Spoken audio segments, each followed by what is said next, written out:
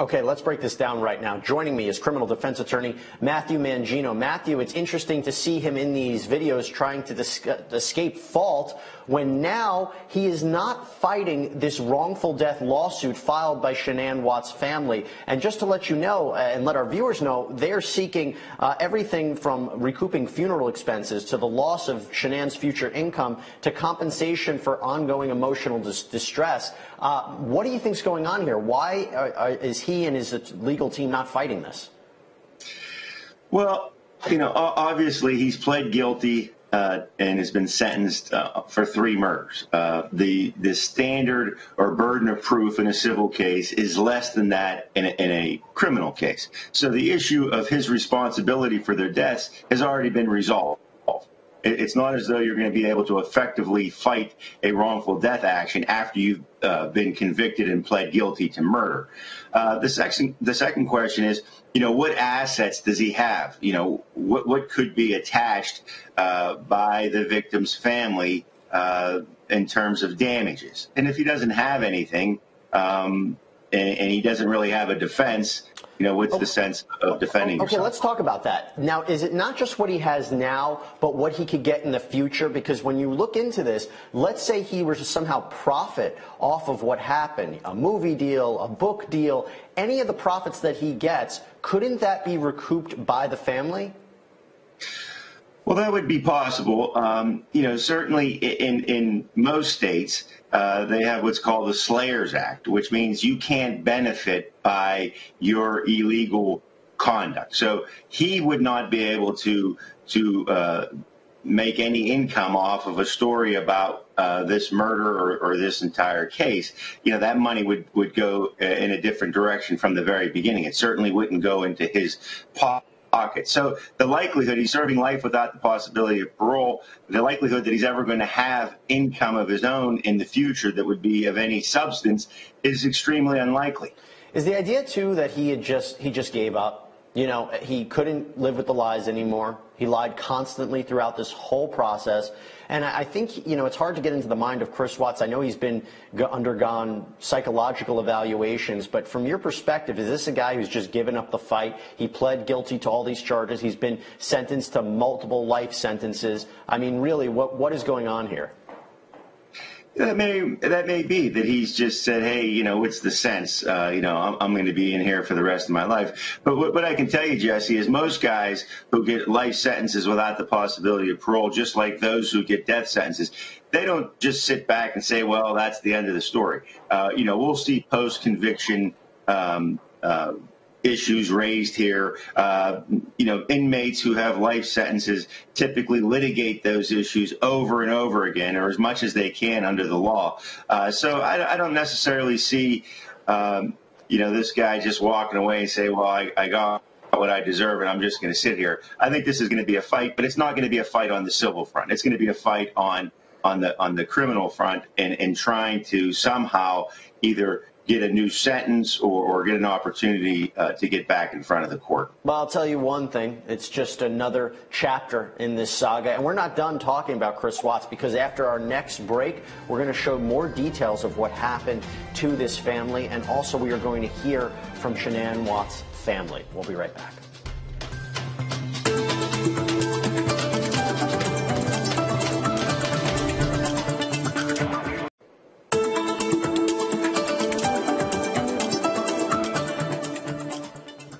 And welcome back, everybody. So we are still talking about Chris Watts and the latest development in his whole saga. So as you know, he had already pled guilty to killing his entire family, and the family of his deceased wife has filed a wrongful death lawsuit against him, and we have just learned that he will not fight it.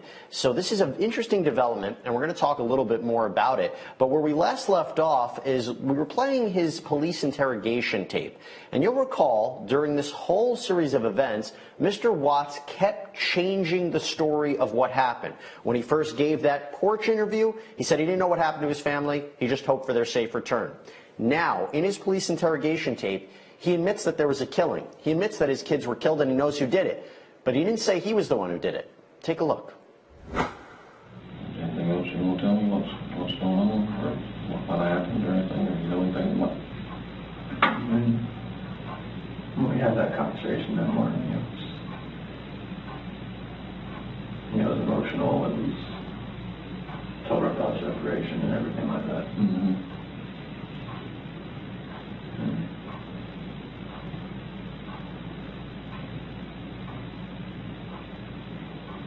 What happened after that? I went downstairs and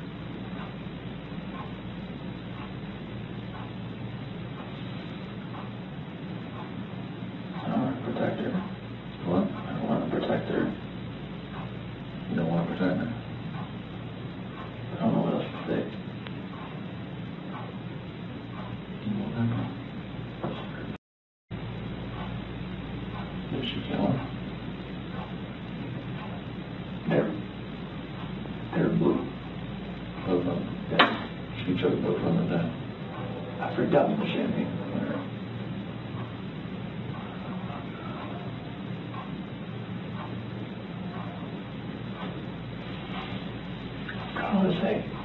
How was it though? No,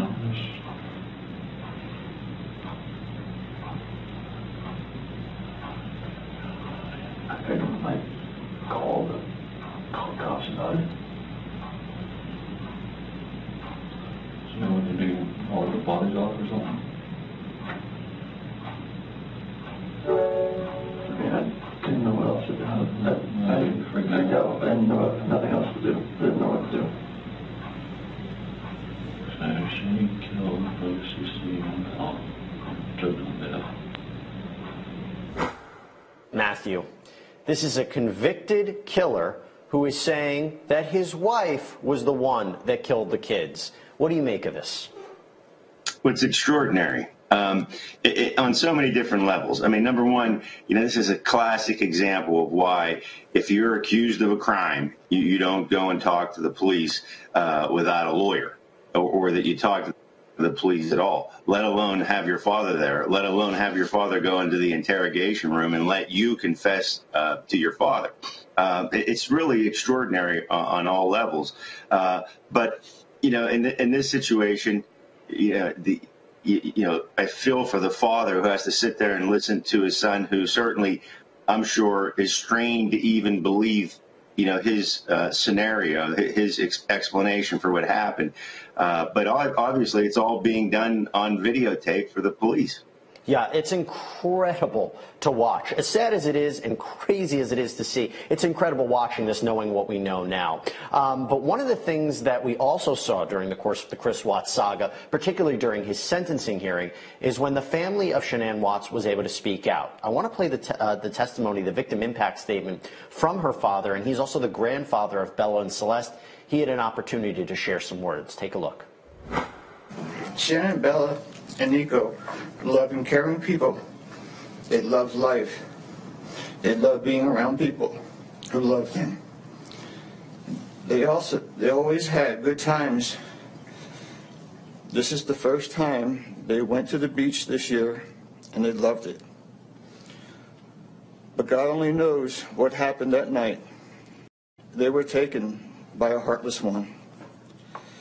This is the heartless one, the evil monster, who dare you take the lives of my daughter Shanann, Bella, Celeste, and Nico. I trusted you to take care of them, not kill them. And they also trusted you. The heartless monster, and then you take them out like trash. You disgust me. They were loving and caring people. You may have taken their bodies from me, but you will never take the love they had for me. This is hard to say, but may God have mercy on your soul. I hope you enjoy your new life. It's nothing like the one you had out here. May the courts have no mercy on you. It's hard every day. It hurts in so many ways.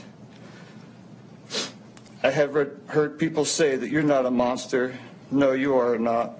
You're an evil monster. Thank you. Love you, Shanann, Bella, and Nico. Love you, Pop Up and Dad. And one other thing. And Shanann says she is super excited for justice today. Thank you, Your Honor. I wanted to say thank you for this moment. I want to take a moment to thank everyone who has prayed for our beloved family, who had sent gifts, cards to us from all over the world. I know God will put the evil people where they need to be. I also want to take the time to thank the town of Frederick, Greeley, FBI, the DA's office, the CBI, for exceptional work. We thank Nicole Atkinson, Shannon's neighbor, Nathan, and his family. To me, they're our heroes. They really are. God bless. God makes no mistakes on who he puts in your life. Marriage is about love, trust, and friendship and unity. We marry for sickness and health, to death do us part. Our daughter Shannon loved you with all of her heart. Your children loved you to the moon and back. Shannon's family was her world. But I know God and his mighty angels were there at that moment to bring them home to paradise. God gives us free will. So not only did you take the family of four, your family of four, you took your own life. I want the world to know that our daughter and her children were so loved by us. There will always be protected by God and his mighty angels.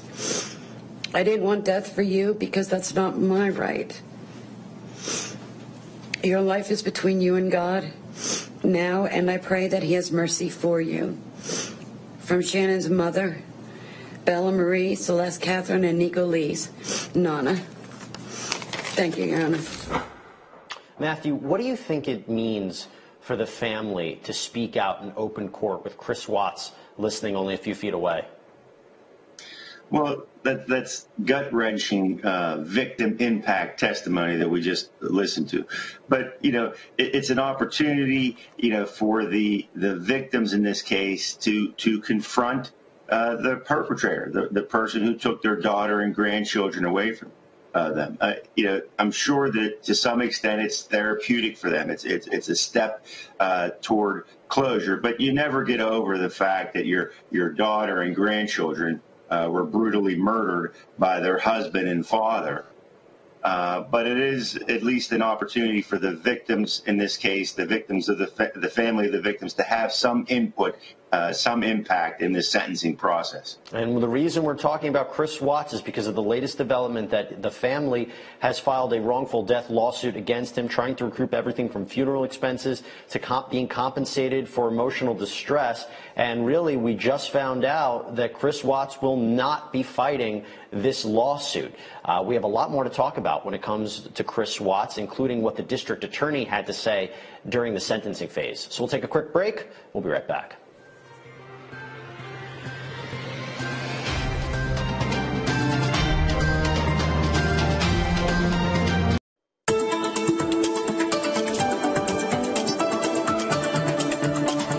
Welcome back, everybody. We're talking about the Chris Watts case in light of the latest development for this man who killed his entire family. He will not fight the wrongful death lawsuit filed against him by the family of Shanann Watts, his former wife.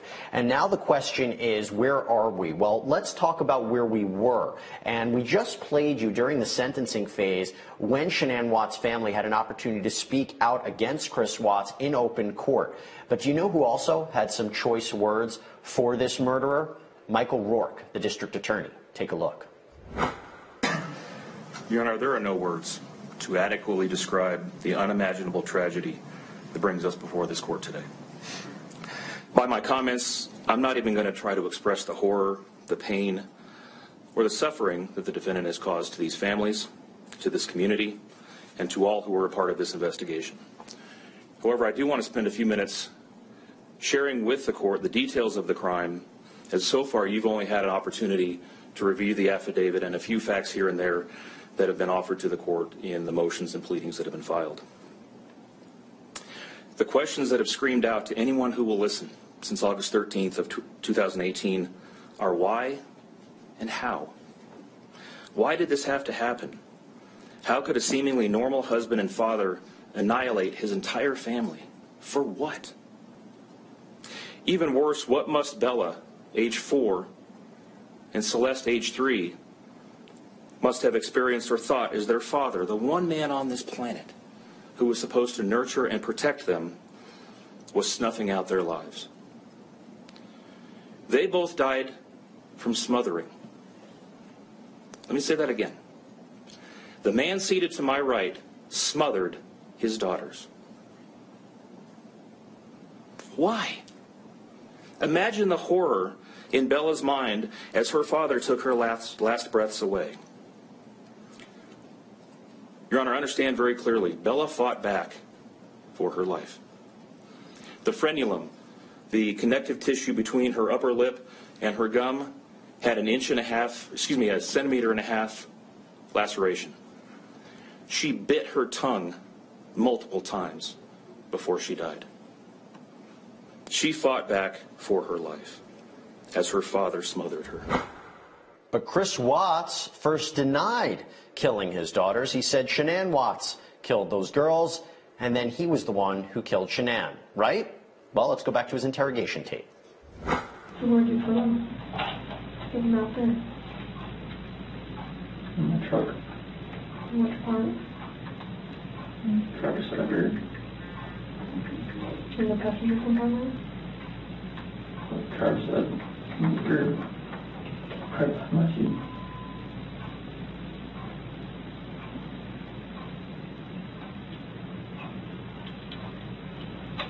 What do you think of on the way out there? There's... And the babies are gone. And I put my hands around my wife's neck and did that same thing.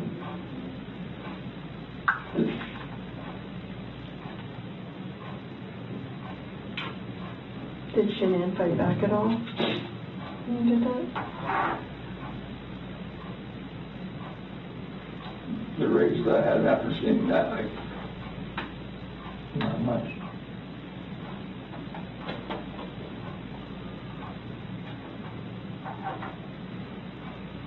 How do you know Shanann was dead?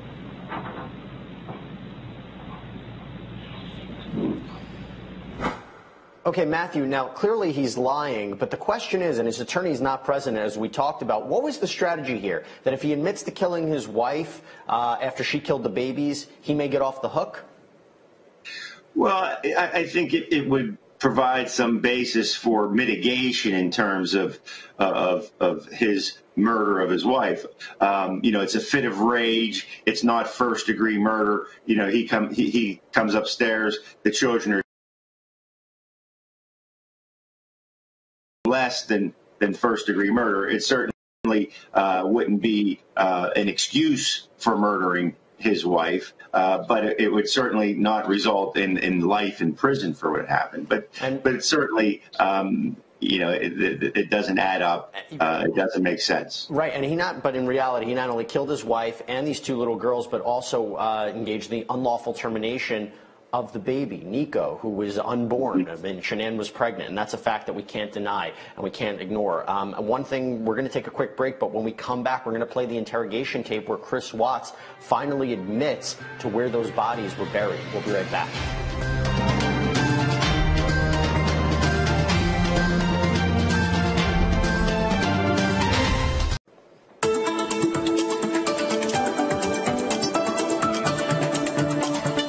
Welcome back, everybody. We're talking about the Chris Watts case in light of the latest development that he will not be fighting the wrongful death lawsuit filed against him by Shanann Watts' family. Where we last left off, we were playing the discrepancies between what actually happened to Shanann, Bella, Celeste, and, of course, baby Nico, who was unborn, and what Chris Watts first told investigators. First, he said to the whole world that he had nothing to do with it, that he didn't know where his family was. Then he tells investigators that Shanann actually killed the little girls and that he killed her in a fit of rage. And now we are learning in the police interrogation video, which we have access to, where he buried the bodies and what happened. Well, sort of what happened. Take a look. So PRC survey 319. Okay. Whereabouts is Shanann and the girls? How old is this picture? Today. That's today.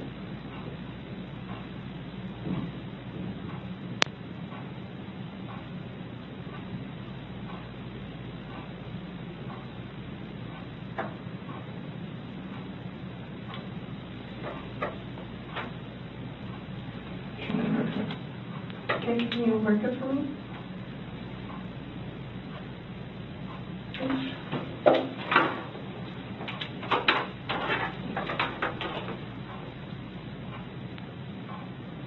think it's the Pittsburgh. Is it just gonna be the S for Shanann? Okay, and where are the girls at? In these? So which one is, do you know which one?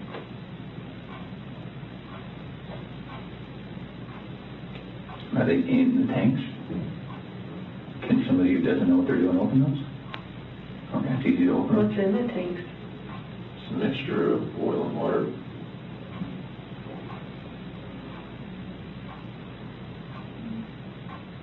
There was a sheet found down here? Where's that from? That was what Chanel was wrapped in. What about the girlies? What were they wrapped in? Just in their pajamas? Not with their blankets or anything? Where did their blankets and toys and stuff go? Probably a blue raffle or something right here. Where did you set them or put them? It was right here with that. So how did you dig this out? I'm assuming that's under dirt. How did you dig that? It's a shovel in my truck. It's filled with it. It's like a work shovel. Is it still there?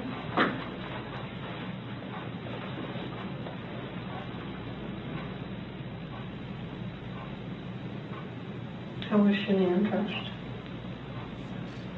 Sure, in the north. So Chris Watts did get rid of his family and dispose of their bodies at this oil site, but then he eventually admitted to killing the entire family, including Shanann Watts, his pregnant wife, and he was ultimately sentenced, and boy, did the judge sentence him. Take a look. And the attorneys, the court has considered the statements made by the victims in this case. The court's going to find that the plea agreement is fair and reasonable under the circumstances. I want to acknowledge the Rusick family as well as the Watts family that showing mercy on Mr. Watts is understood. And I respect that decision to request that the district attorney not seek the death penalty in this case. And so the court is going to accept this plea bargain under the circumstances. Words that come to mind when I hear the evidence in this case are a senseless crime and the viciousness of the crime. And equally aggravating in this court's determination is the despicable act of disposing of the bodies in the manner in which they were done in this case.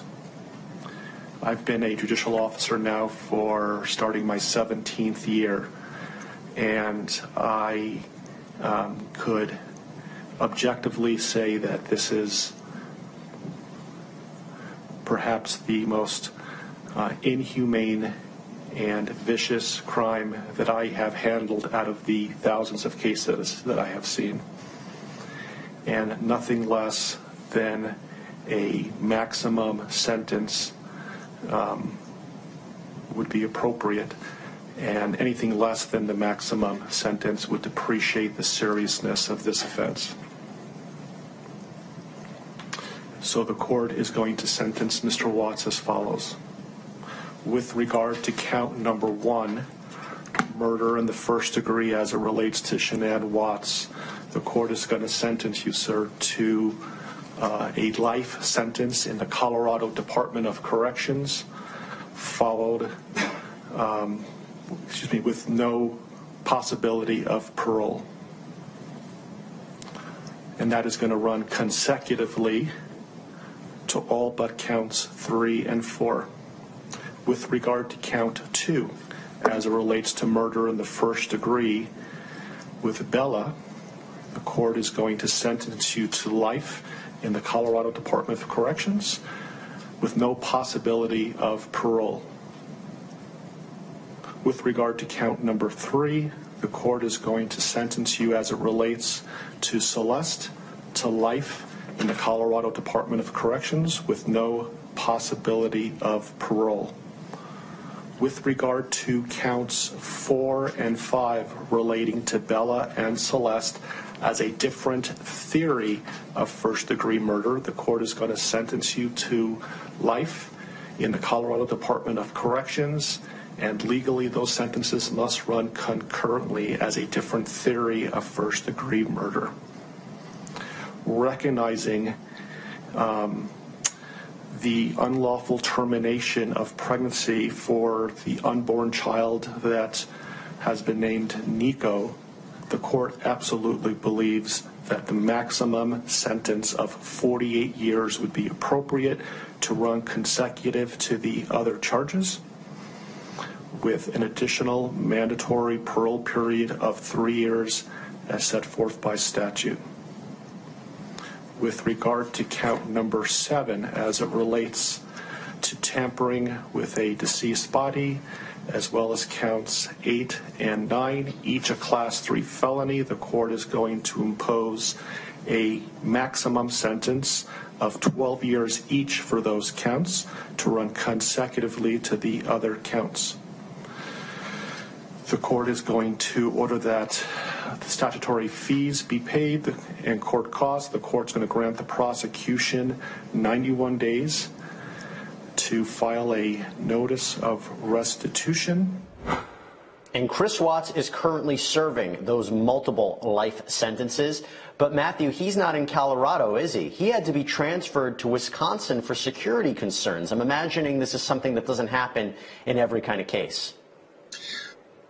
Well, no, and particularly cases in which, children are victims, your own children are victims. Even in a prison, there's kind of a code of what's acceptable and what isn't. And murdering your own children would put you very high up on the ladder in terms of being a target of other inmates in a prison.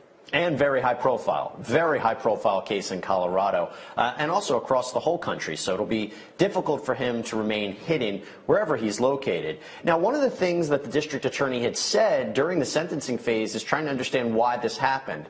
Why do you think this happened? Why do you think he killed his whole family? Was it because he had a fling with a mistress named Nicole Kessinger? Was it that the idea that he wanted to start a life with her? Do you see this a lot in these kinds of cases where people get sick of the life that they have and they want something new? I mean, what happened here? This is right out of the pattern that we've seen in other high-profile cases. Scott Peterson.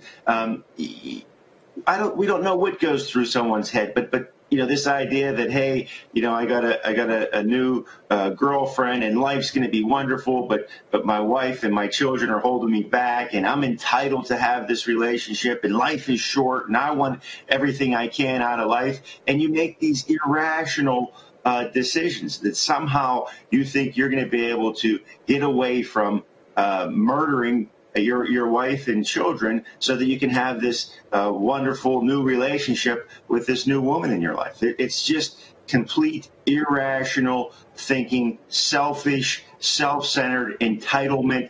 It's insanity. And also, he tried to manipulate the system and he lost. He tried to deceive everybody and he lost. Right. And his biggest mistake from the outset, from a tactical standpoint in terms of defense of the case, is to go and talk with the police without an attorney, or to talk to the police at all. That was the end of the case. When he walked in that room, he was a convicted man. No, absolutely. But he thought that he could outsmart everybody and the world at large because, again, he went on that porch and told everybody that he didn't know what happened to his family, when in reality, he knows he had killed all of them. Stay tuned. We'll be right back.